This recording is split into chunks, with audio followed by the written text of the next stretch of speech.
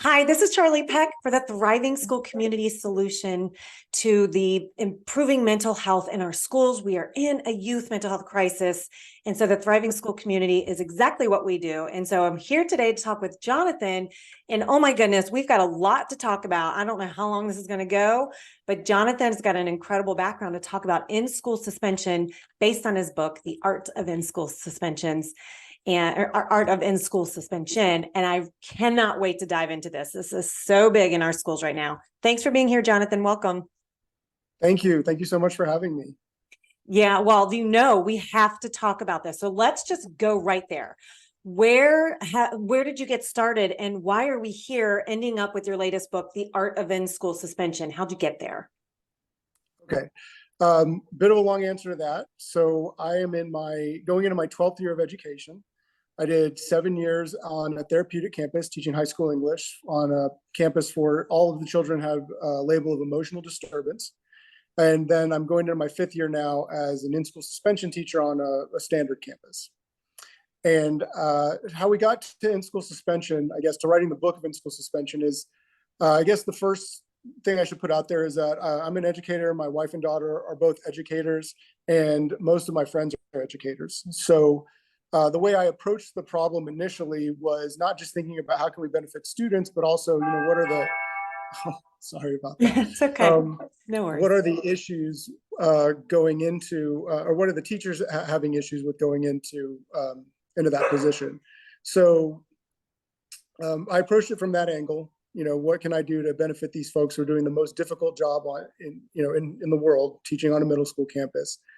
And so my first year I just, coming from a therapeutic campus, I implemented some very common sense, what I felt were common sense standard practices for in-school suspension. And almost immediately I'm getting teachers coming up to me in the hallway saying, hey, I got this kid that was in ISS with you all day, and he's caught up on all of his assignments. And I'm like, and they're saying thank you. And I'm like, okay, is that unusual? And they say, yeah, that never happens here.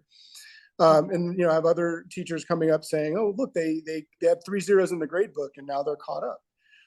How'd you get them to do that? ? So I knew immediately that we were having a positive effect. And I also had teachers coming up to me saying, oh, the kids are having different conversations about in-school suspension. Like, they don't want to go there. It's not fun anymore.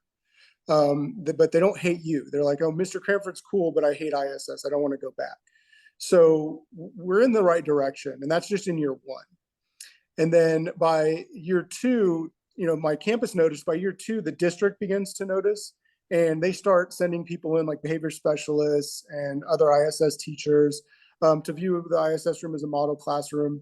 And one day that really was just sort of an aha moment for me was I had like 9 people in my room, 9 educators.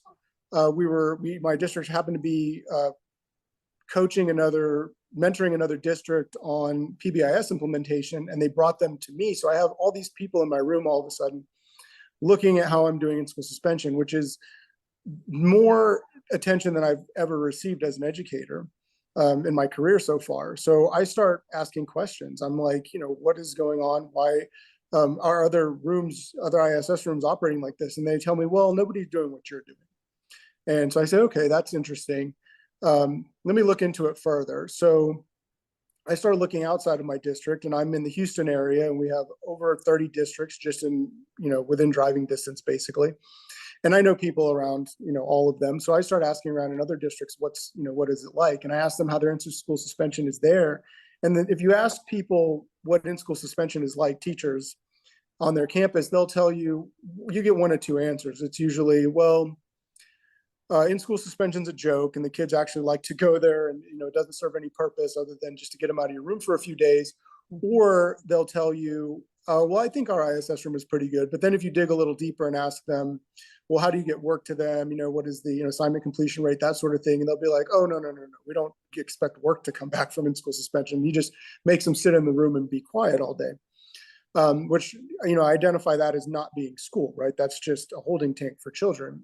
So Then, light bulbs are starting to go off. So I do a little bit more research, and then I start digging around on Google, and I find that the data is showing that in-school suspension is right there with out-of-school suspension as far as its effectiveness, which is zero, right? It's not, Right. it's not and I'm starting to understand why already, because I've been asking questions, and I'm like, okay, so there is a way to do this properly, but nobody really put it all together yet. So there's no training manual, right? There's no training, there's no PD. There's a PD now. I have a company that does professional development for in-school suspension programs, but there wasn't before. There wasn't even a book. And I looked online. I did my research on Amazon and said, well, what is my competition if I did write something here?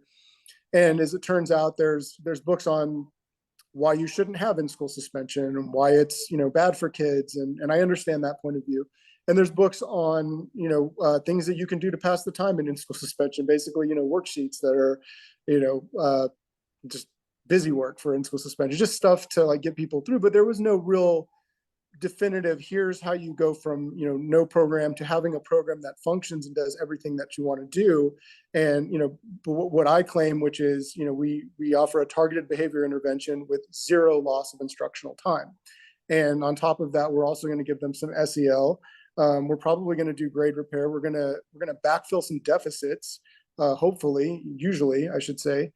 And it's also going to be trauma informed, which is kind of a buzzword. And my partner and I, my business partner, I wouldn't really use that. We use the term trauma assumed, because the kids we've been working with, we know that you can just expect it. So it's a trauma assumed program, zero loss of instruction, and that's why I wrote the book, because I was like, somebody's got to put this all in one place. So Wow. I told you it's going to be a long answer. No, but it's good. We need to understand it, because where you're coming from is so important, knowing that we don't have any manuals on this, because this is super important. It's actually so pivotal. If we can keep kids in an in-school suspension rather than sending them home, and then having a great program to get them back into the classroom, and they don't want to come back to you, but yet they like you, right? This is all good stuff. This is all good ingredients to a good program. So let's talk about that for a second. Why don't they want to come back to you, even though they do like you?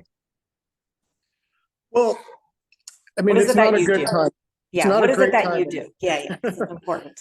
It's really just the overall vibe of the day. I mean, some kids enjoy the first day. Let's put it that way. So a typical in-school suspension placement is going to be 1 to 3 days. That's how they do it in Texas anyways, for all the schools that I've seen. So, 1 day for something minor, like they got too many tardies or something like that. And then, for something a little more major, like they were skipping, or, it's their 5th offense of classroom disruption or something, intolerable, then they might do a 3-day drop. So I've had a lot of kids who like the quiet, and they catch up on their work. Those are typically like a tier 1 type student. But for everybody, no matter what kind of day they're having, what type of student they are, 3 days is pretty long time to be in a room where not much is happening other than we just do our work. We do our work. Mr. Cranford will work one-on-one with you. He'll give you a lot of time and attention, but it is work focused. So at the end of the day, there's nothing negative. We're not, treating them less than, or we're not shaming them. We're being as safe as possible, and I'm trying to empower them as much as possible, but it's a long time to be in there without, changing classes, seeing your friends. It's just that passage of time that makes it get old pretty fast. Mm-hmm. And I asked that question because it's an important one. We don't want kids having the idea that they get to leave their classroom to go to somewhere else and want to be there. We want them back in the classroom, clearly. So that's an important question. But again, I hear what you're doing is you're creating that safety. They do like you. They do want to be around you, but yet they still want to go back to their classroom. So how do you bridge that gap with the classroom teacher so that you're helping them devise a plan to get them to come back and want to continue staying there and staying on task? Right. So let's just distinguish then between like a tier 1 type student who's already going to want that. They want to go back to class. They enjoy being in class. We put these kids in these categories, and I know that that's very, it's kind of a simplification, but you've got those students who are enjoying school, loving to learn. That's how my wife was as a student. That's not how I was as a student. I was more on the tier 2 side. And, like a 1-day in-school suspension or even a detention or, a stern talking to by an administrator is going to get that kid on track, right? For a tier 2 level student who really doesn't like to be at school as much, maybe isn't as engaged in their classroom, has behaviors that have been serving them for a very long time, um, it's going to be a different experience for them. What I try to do and focus on as much as possible for those tier 2 type students is get them to the point where they're caught up enough to actually be able to engage in school. Because often what I find is by the time somebody gets to me, there's multiple zeros in the grade book, or maybe they have so many deficits that we haven't learned these 3rd, 4th, 5th grade skills, and now we've got to apply these math skills that are more complex, and we just don't have the skills to do it. So I have an eternity with my learners as compared to a regular classroom teacher, and that's the awesome thing about ISS. So I have 45 minutes to 2 hours to 3 hours to spend one-on-one with a kid sometimes, not always, but often, where we can work on those skills or get that work completed so that now they're at a point where they're actually ready to go back and engage in school. Because, if you're sitting there and staring at a teacher that is, not making sense to you, concepts that you don't know, and there's no chance of you learning, then you're just going to kind of fall back on those old behaviors that have been serving you, right? You're just going to be disruptive, or maybe you're going to skip class, or going to ask to go to the bathroom 3 times a class period or every class period. It's the same stuff we see, which are they're just those learned behaviors that are helping them get through school. And we want to try to correct that and give them some sort of momentum moving into that, going back to that classroom, rather than, I'll give you the opposite. When you have an in-school suspension room that isn't functioning, then you have the opposite of that. You have a kid who's, the teacher got a 3-day break from the student, but now they're going back 3 days behind in instruction. Mm-hmm. And that cannot happen, right? That's not helping us. So like I said, I always approached it from both the teacher and the student perspective. And for my teachers, I'm not going to send a kid back to you that is, 3 days behind in instruction, because I did not help you if I did that. I didn't help you or the student. So that's where we try to focus on, making sure that they're going back with, some sort of momentum going into that class, going back into that classroom. Yeah, I appreciate that so much, that momentum, because it's really about giving them the confidence that they can actually start functioning in that class. So that's why I asked the question, like, what do we do to bridge that gap with that teacher that may not have been able to capture them the way you did to get them to actually do the work? I know the one-on-one is a big deal too, but sometimes there's a different pushback. And so when that kid is going back into the classroom where they think that this teacher might be already judging them, or they don't get along, or doesn't like me, how do you mitigate that? Right. So we'll probably have at some point, and I tend to push it towards the end of the day, is when we do more of our SEL stuff. I mean, it occurs throughout the day, but we're going to have a conversation where we ask them, whether we do it in a circle, if I have a big enough class, we'll do a group serve. It's a small number of kids, and we have kind of a behavior reflection sheet that we do that is private just for me and the kid, where we'll ask some questions about, what happened, just straight up what happened. I'm not going to share this with anybody. What, how did that affect you? How is that working for you? And we'll reflect on that behavior, on how they got where they're going. And maybe most likely we'll talk about some skills on how to deal with that from their perspective, how to deal with that teacher, that interaction that they're having, that feeling that they're having that isn't serving them. And oftentimes, you have these, like I said, tier 1s, they get it right away, right? They're going to be like, oh, I shouldn't have done that. Okay, I'm good. With a tier 2 student, sometimes it takes a little bit more time. And so what will happen is we'll keep that behavior reflection sheet on file. And when they come back the second time or the third time, then they start to see, like, oh, look, I'll bring it out and be like, look, we have this sheet here that you were in here for the same thing this last time. Or maybe this is the third time, that you were in here for this same behavior. And oftentimes that's when they start to click and go, oh yeah, maybe it's me, or maybe it's something that I'm doing. and you can get them to like look at things over time. That's helpful. That can be powerful also. Mm-hmm. Yeah, and when they have that relationship with you, the rapport, even though it might be short term, that you spend a lot of time with them, engaging in a very different way, but in the school setting, that's what I love. It actually helps them connect to the school in a different way. And so, okay, let's talk about the actual program structure. What's different about the structure you put together that others don't have? What's really foundational, going back to that very first piece you talked about, something that you did that you think needs to be in place that nobody else was actually doing? Right. So it starts with what I call infrastructure. And the infrastructure for an in-school suspension room is, it starts with how are you laying out the room, right? And I have some diagrams in the book and some examples that you can follow. So room layout, where's where is everybody sitting? How is it? Do the desks, all facing away from each other? You don't want to make it easy. You want to have it set up to where you want to make it easy, sorry, for them to be successful that day.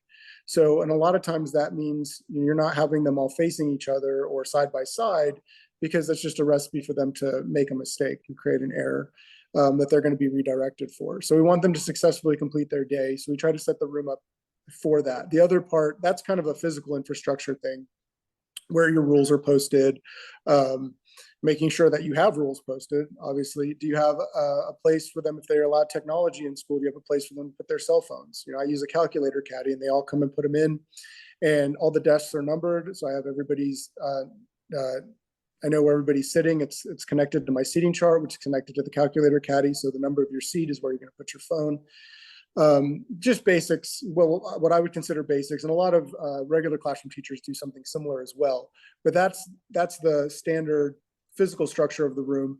And then the digital infrastructure is extremely important. It's, how are we getting work from the teachers on, in a timely manner for these students? And the reason that's so important, I think it's pivotal, is what makes my school, what I do different from out of school suspension or alternative school is, like you said, we're not tearing them away from their learning community. We're keeping them in their learning community, where I can now communicate with their teachers directly if I need something, and they can communicate if they need to also. So I'm communicating with their teachers. I have a spreadsheet where they put work for the students, and I try to make sure that, most of the time I have most of their classes, the work for the day, their assignments by the end of first period at least. There's a few stragglers always, but I can just shoot an email. I'm right there in the learning community. I'm not somewhere else. We're not off of campus. We're right there. I can send somebody if I need to for something. So everything's right there. And that also, it feeds into why this is also trauma assumed ISS, because if it's trauma assumed, then you want them to feel safe, but you also want them to have some sort of efficacy and choice, right? Well, myself making sure I have all their assignments by first period from their teachers means that I can now give them the ability to choose how they want to start and run their day. So I typically, as I'm going through the morning, I spend about 30 minutes on rules and expectations. I call that win the morning, win the day. That comes after infrastructure. But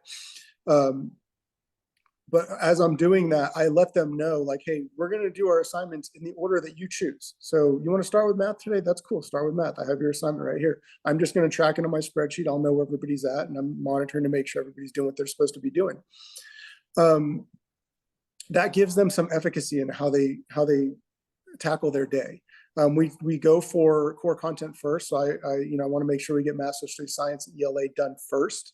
But if I have a kid who's, working, and they've got math and social studies done, and they want to put off ELA and do Spanish and do an elective first, I'll look at it and be like, yeah, you're working. That's fine. We can, as long as we're going to get everything done by the end of the day, I'm happy.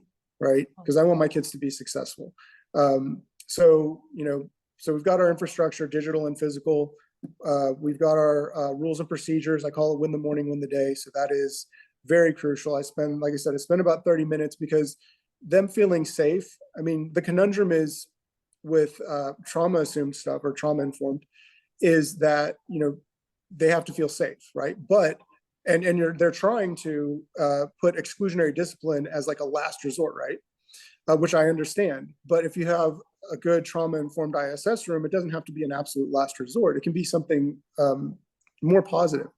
So yeah, my door is closed to my room and we're in there and they're with me all day. But as I'm going through the morning, I'm telling them everything to expect, what to expect. There are no surprises. They know how the day is going to go. They know they're going to be with me all day.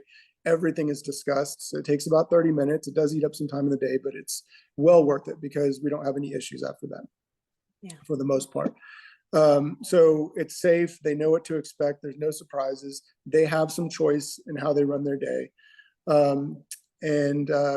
Then from there, it's just honestly, once I've won the morning and got everybody going with the way that it needs to be, or got everybody on task and rolling the way that they need to be, then I'm just at that point, I'm monitoring for what I call the invisible hand, which is I'm looking at kids, what they're doing on their Chromebooks. I have a program where I can see their screens on mine, plus I have the room set up so I can physically monitor at all times. So we make sure that tech violations are not an issue. And what I'm looking for is those students who need help with something, but they're not going to raise their hand. They know that they can because I've gone over it. I'm letting them know, like, hey, guess what? I'm a real teacher, believe it or not. I can help you with these things. But these kind of students historically aren't going to raise their hand and ask for help. So what I'm looking for is somebody who's staring at the same problem for 5 minutes, or they haven't even written a sentence of that, paragraph that they need to write or whatever. And then what I do is I just call them to my desk, and that's when we start working. I look for those hints, and then I don't give them a choice. I'm not going to say, hey, do you need help with that? Because they're not going to say yes. I know that. They're just going to say, no, I'm good. And then, then we're having a different conversation. So I just say, hey, why don't you come on over to me and let me look at that with you. And then we just start working together. And it's the most seamless thing ever. And they don't feel like I'm getting on them or anything like that. We just start working on something and we start figuring things out. And that just tends to work really, really well until we get to the end of the day.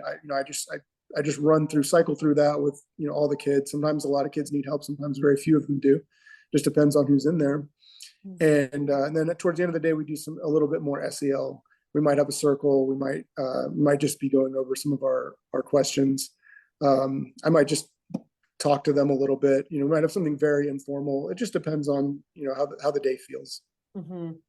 Well, what about the kids who really do struggle and they don't actually get through their work? And truly, there are some who just will not do it for various reasons, as you know. And ones who just do not have the skills and don't have the time to learn the skill with you. What do you do to handle that? So I don't really let them not do anything. It doesn't happen. I do give them skills to deal with work avoidance. So some of those are, I've talked about it. I listed some in my book where, we can do like a work rest, work 5 minutes, rest 2 minutes, or, work 10 minutes, rest 5. I give them a little strategy. So we're teaching them skills that they'll hopefully be able to use outside of the in-school suspension room. But work avoidance is something that you will get redirected for. It might take a while. And for you, it's very rare that I have kids who don't complete all of their core content assignments.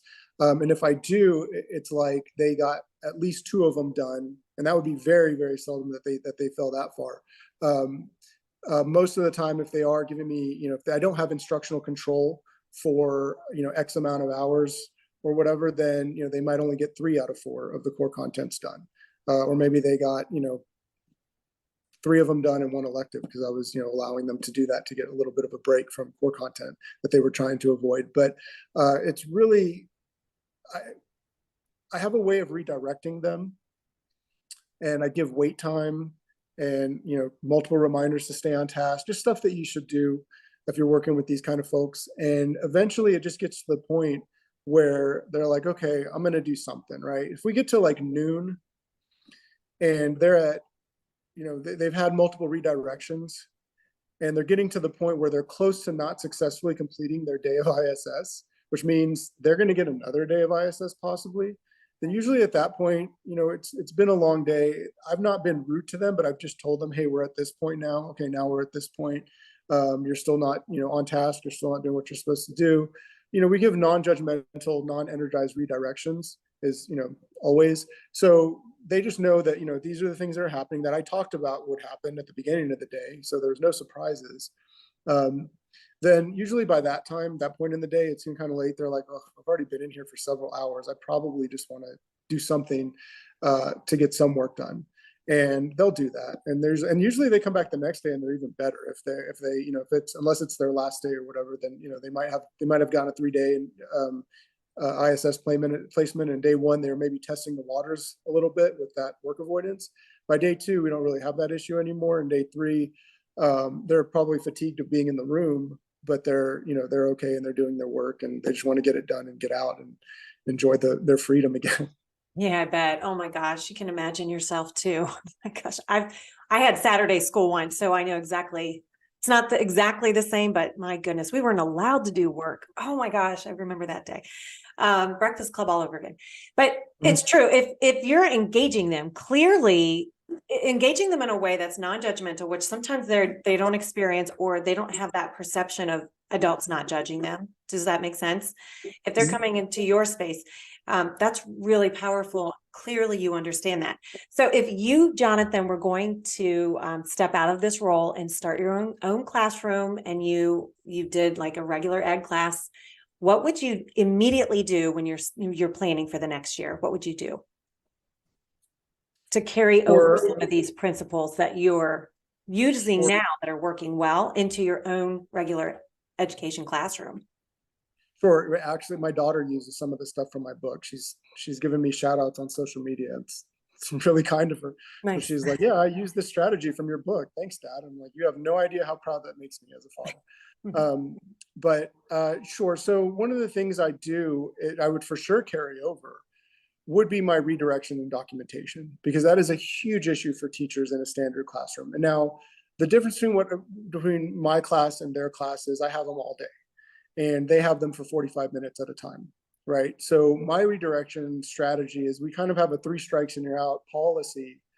Not meaning you'll be kicked out of the ISS room and get OSS, but you didn't successfully complete your day, so you'll probably get 1 more day. That's my deal with my assistant principals is that, if a student is unsuccessful, we have very few that are not successful, then I get another day. I don't get, OSS or anything, anything higher. We just get 1 more day. I know you've got more to say about this, but I really love that you said that you're going to keep them, because so many of them are just shunned and pushed out and pushed away. And it is so vital that it's like, no, you get to come back to me. It is just so crucial. I'm so glad you said that, Johnathan. Okay. Sorry. Go on. Yeah, no, truly. It's really important. Super important. Thank you. I appreciate it. I was going to add on to what you said. In my first year, that was what I was told was, well, if they get their 3 strikes, then they're out, they OSS. And my first year, that was something that I went ahead with it once or twice, and we had several students, go from ISS to OSS. And that was my first year. I didn't, I was trying to do the best I could, but I realized it felt like a failure every single time. So my next year that I was like, the goal is to have, no students, go OSS. And, by the 3rd year, I didn't have any, I had a few walkouts, but I didn't have any go OSS because of me, because of, them not being successful in my room. So yeah, within like a 2 to 3 years, we were able to get that down to nothing. Because there's no reason. I had a few that got extra days of ISS for sure, but none of them had to be suspended. So, it's great for the APs. The administration likes that, so they don't have to send kids away. What I would carry over. So let me just explain, I guess, this 3 strikes and you're out thing, because it's really not.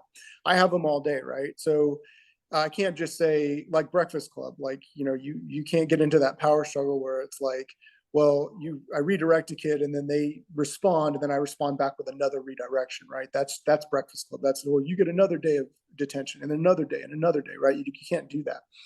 It doesn't make any sense. And you can't do that in a standard classroom either. So the way it works is I have a spreadsheet where I document everything, track, what assignments are on, what's been completed. And my behavior is also tracked on that spreadsheet. So the first time you get a redirection from me, it's a verbal warning, and I will document why. The second time is an in-class consequence, and I will document why. And then the third time is a strike, and I will document why we received that. And then we start over again. Second in-class verbal warning, second in-class consequence, second strike. all the way up to the third strike. And the in-class consequences vary as we go up the ladder. But what happens, what I would do is I would move that over to my classroom, to a regular classroom, but I would have that be like a weekly thing where, if we do get to that third strike by the end of the week, then we're probably going to copy that and send it an email to a parent. So that they can see, instead of you calling them every single day saying like, hey, this kid's being disruptive in my room, can you talk to them? We just show them at the end of the week, like, hey, it's Thursday, they hit 3 strikes, I just wanted you to know. And they will see like 9 documented incidences of behavior.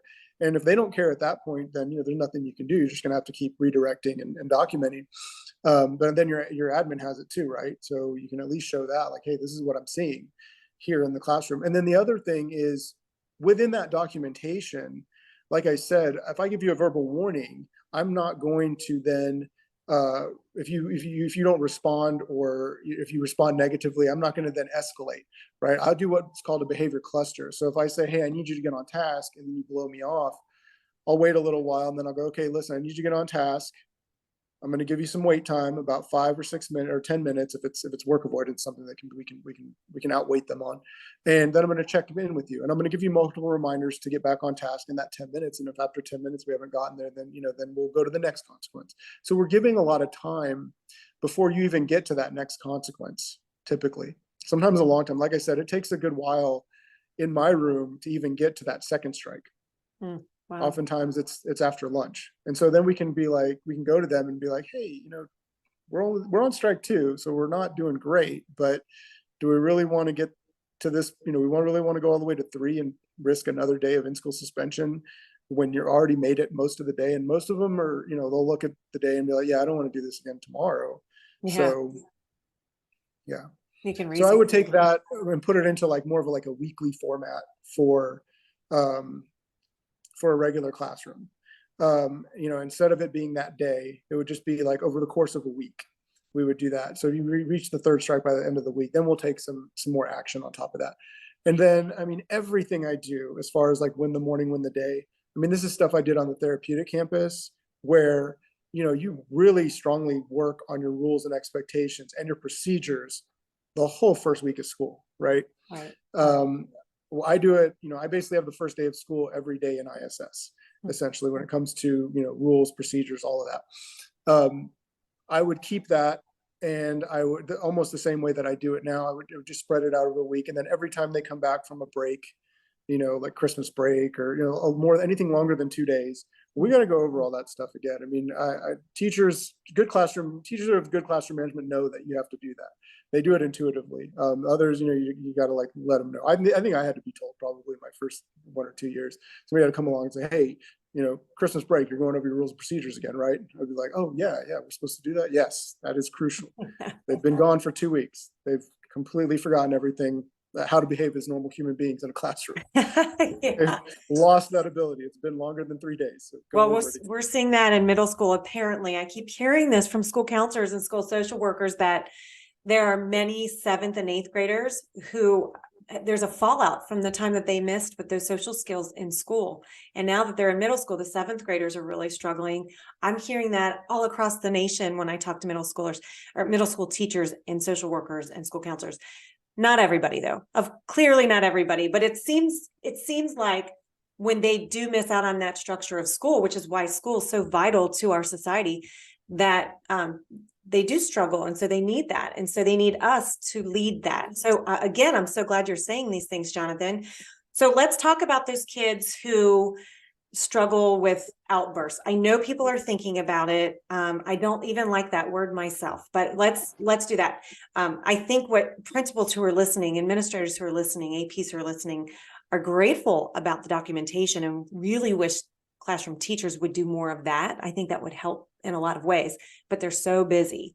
So let's talk about those behaviors that do show up in the classroom and documenting that, and the other side of that is, more importantly, preventing that.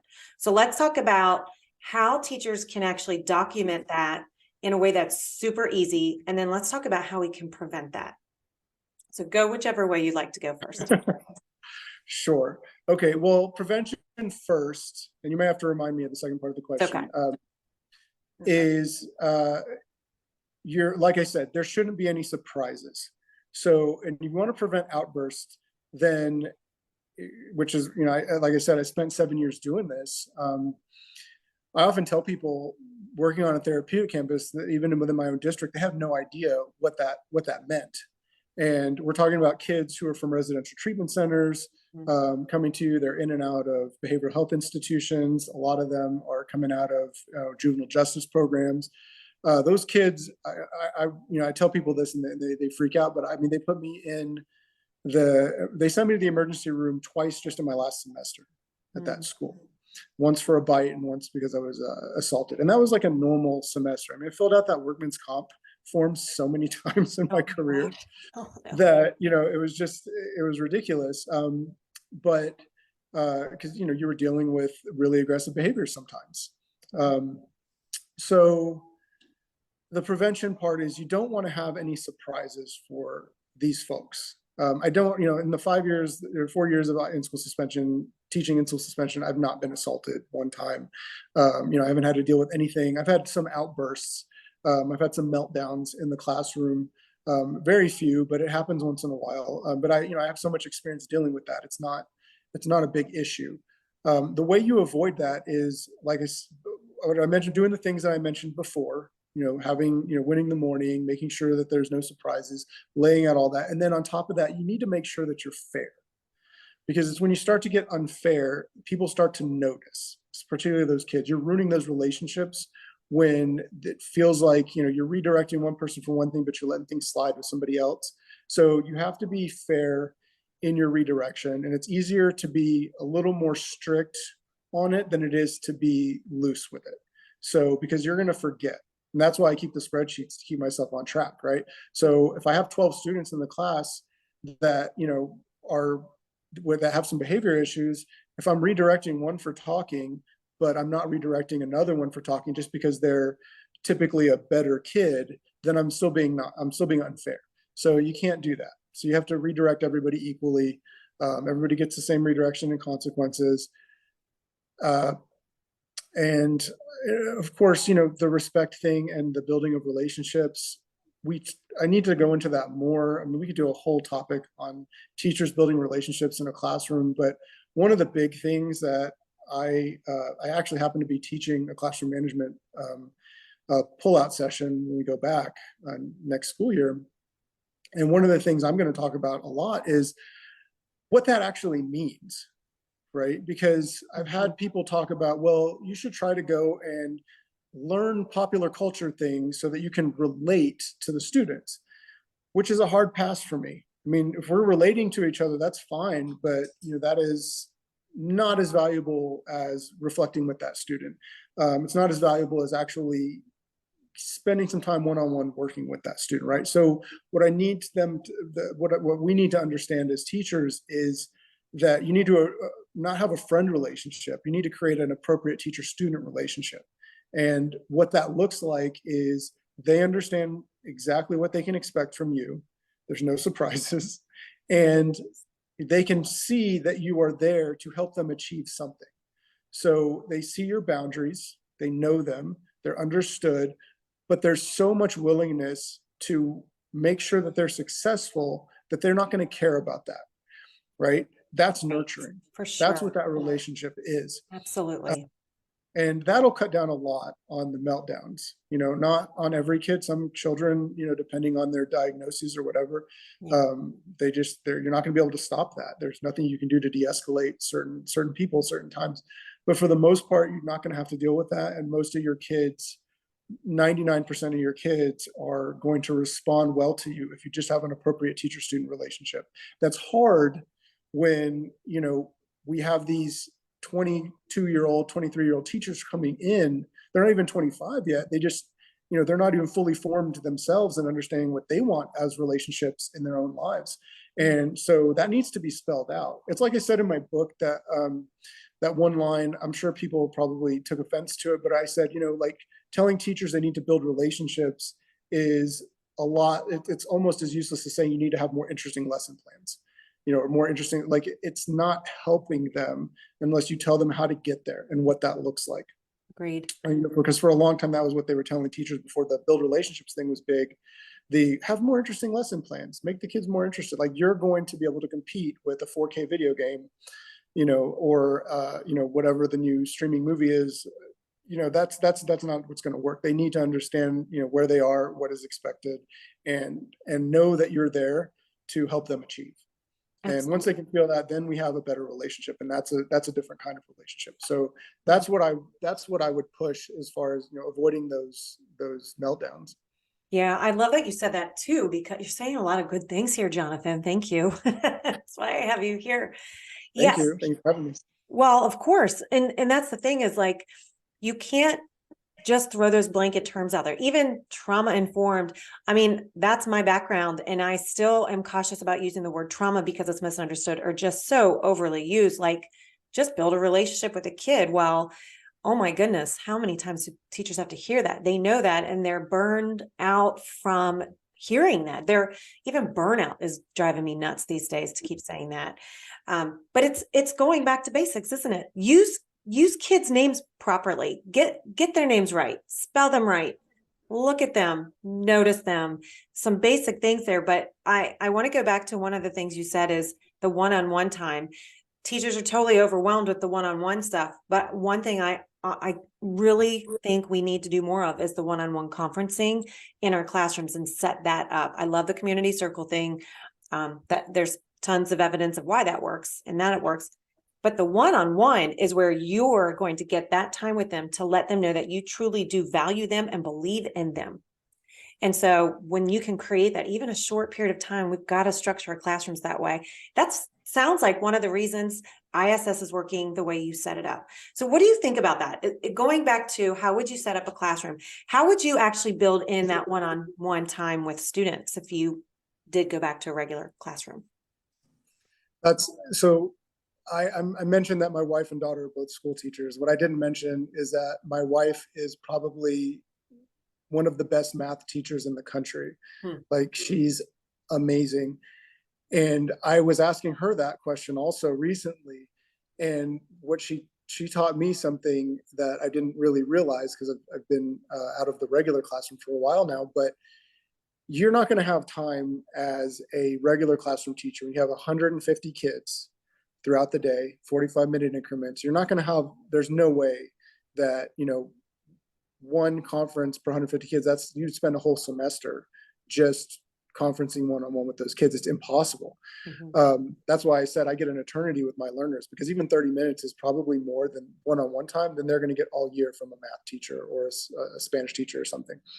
The time simply isn't there, unfortunately. But what she taught me, and I'm going to start implementing this in some of the things that I teach, is that instant feedback that you can give when you're walking around the classroom, when you do stuff like I do, we do, you do.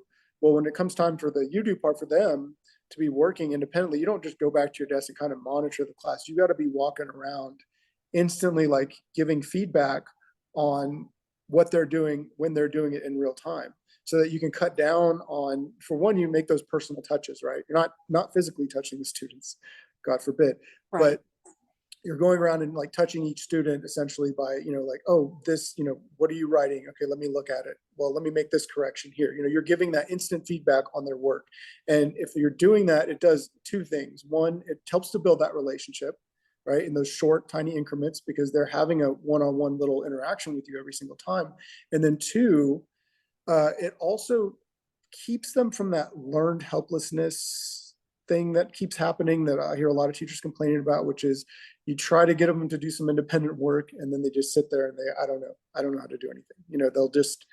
You can't allow that. So the instant feedback thing is something that you can do. It's a little more legwork. You're already, up on your feet a lot. One of the reasons I like ISS, I don't have to leave my desk a lot. I bring them to me. But you got to be, you got to be up moving around that classroom, and you are giving, up and down those aisles, you're giving instant feedback to all those kids. That can help to give you some of that time to build to slowly build that relationship over the course of a 9 weeks period or 6 weeks period. Yeah. And kids pay attention to those teachers who just sit at their desk and don't get up around. They just know, and they talk, and that word gets around, and people just know. They know. So thanks for saying that. I appreciate it. One of the things I had mentioned before about the documentation. So I don't love that, but I do also want to use it in such a way to show patterns that show up. And that does go back to the whole trauma informed that we're talking about too, is we've got to look for patterns of behavior that keep showing up. And if it's just showing up in one space rather than the other, or time of day, or something, right? So what's surrounding that? So how can we as a whole school system improve the environment for our kids by using documentation, not negatively, but in a way that tells a story for the kid? Any suggestions there? Well, like you said, you're going to look for patterns, right? So pattern recognition, and you can then you don't have to show it to anybody if you don't want to. So for instance, my third in-class consequence for before you get your third strike, right? So we're at like 8 redirections at this point, and possibly, and probably way more, because some of them will be behavior clusters where, we get through quite a few things before we move on to that next consequence, but we're documenting all of it. The third in-class consequence for me is that it's going to be parent contact. I'm going to let your parents know that, hey, we're almost to the third strike, right? I don't want you to get another day. But I also let them know, like, hey, if we don't get to that third in-class consequence right before the third strike, nobody's going to see this ever. Like, it's just between me and you. So, you really have to be pushing it to get to that point. And what you can do with that, then with that documentation, especially if you're over, in a longer setting, like, with like a classroom setting where you have them all week, you're looking at that, and hopefully they're not getting to that third strike every week. But you can see what the pattern is, and then you can show them and just say, hey, look, this is what's happening. How is this serving us? How is this making it? What can we do to fix this? What can we do to stop you, constantly interrupting me while I'm teaching? Because that's, it's not just interrupting my teaching, but it's 22 other kids who are interrupted with their learning, right? So what do we do to fix this? So you can just take it to the kid. Just because you document something doesn't mean you have to show it to anyone. Most of the documentation, I didn't show any documentation to my admin this year. I don't think, maybe once, just because there wasn't anybody, never got to that point. Mm-hmm. But you can always take it to the kid and say, okay, look, Monday, this is where we were. Tuesday, we had these 3 things happen. Wednesday, we had this happen. And all the redirections are documented. And by the way, this seems like it would be a lot for a classroom teacher to do with, 25 kids in the room or 30 kids or whatever. You don't have to do it for every single one, right? Like, right. I keep it in my in-school suspension room. It's there. All my kids' names are in it. It's tied to my seating chart. So it's, it's already available. But if you've got 8 classes with 25 kids per class, you'll know, there's probably only 1 or 2 kids in 1 to 3 classes that you're going to need to keep that level of documentation on. Mm-hmm. So it sounds a little overwhelming. Like, why would I keep a behavior spreadsheet that's that long for that many kids? You wouldn't in a regular classroom. I wouldn't. That'd be ridiculous. You'll know by week 2 for sure, probably, who you're going to need to start documenting behaviors on, because they're going to show you who they are right away. Yeah. And I would ask teachers, and especially leaders, to communicate this to teachers, is that look at that, like, switch how you look at the documentation, not so that you can catch them doing something wrong in a punitive way, so that it can help tell the story of what might be going on, and ask, what is it that they need, or what is it that I'm doing that might be contributing to this behavior, and how I'm setting up my classroom space? Because you're right, it does go back to creating that safety, and there's ways to do that. It sounds like your book has a bunch of information in there. Can you tell people how to get a hold of that? Sure. Before that, though, I like what you said about examining your behavior, because that is true also. I should have said that as well. As, like, you always, I do this reflectively, always, but it's like, what can I do to change my behavior to make sure that we're not having these responses? Yeah, always do that. But yeah, and then if it's not, whatever, if you can't think of anything, then definitely, like, bring the kid over and say, hey, what are we doing? What are we doing? Is it something I'm doing? What are we doing wrong here? Yeah, the we approach is great. And then don't, people, of course, can reach out to people like you who work with kids like this all the time. And, like, don't be afraid to reach out. If you've got great strategies that is working for you, other teachers need to know, like, listen, we don't all need to do this in isolation. Reach out to the people who have success with this. Even if you're a seasoned teacher, put that pride aside, man, and go to your school counselor, go to your school social worker, or go to somebody who's in ISS or somebody's working with these kids and it's working, or colleague. So anyway, I love that. Okay, tell people how they can get your book, because there's tons of information in there. I love this. Sure. It's on Amazon. It's The Art of In-School Suspension, a discipline program that benefits students and teachers. It's by Johnathan Cranford. So you can find it there. That's the only place you can actually buy the book. There's a digital version and a hard copy version. And then if you're looking to go further than that, maybe you need somebody to help you or your staff, build an in-school suspension program or have some professional development around that. You can go to www.theartofiss.com, and you can just reach out to us there, and I'll come do a professional development day at your campus. Yes, it sounds like we need this. I would love for schools to look into this a lot more, because if we can keep kids in school, if we can keep them there, I know that there are outliers. I understand there's other things to consider, but if we can keep them there and make it more of a positive experience and a transition, boy, wouldn't that be great if we can do that? And it sounds like you've got a great formula for that. Is there any other place people can reach out to you, like on Twitter or anything like that? On social media? Sure. Yeah, I'm on Twitter at Crandiva, Crandiva. Okay. And that's pretty much it. Otherwise I'm pretty private with my, oh no, I'm sorry, at Crandiva. Well, that was Instagram. Sorry. That's okay. I'm at jmoneycranford on Instagram. Okay. It's the Twitter handle I've had forever. I probably need to change it. Well, hey, if it's working for you, keep it. If it's working. Yeah, I just want people, because it's important that people are able to reach out to you when they're thinking about it, and it's just an easy reach. So that's why I was digging a little deeper. I know this is the problem. I hear about this a lot when we're working with schools. So thank you so much for being here and then sharing all of this great information. Everybody listening, please go get this book if you're a school leader or if you're invested in creating a great inclusive space that is definitely trauma informed. What do you call it? Trauma. What do you and your partner call it? Trauma assumed. Trauma assumed. Yeah. We know there's something going on back there that they're just not telling us, or we'll never know, but we got to create that space. Thank you so much for being here, Johnathan, truly. Thank you. Thank you for having me. Okay. All right, everybody. If you'd like to learn more about how to make a thriving school community and other aspects, go ahead and check out the other episodes, but please share this one with other people who would benefit. I know you leaders are thinking about this a lot. Thanks so much for being here, everybody.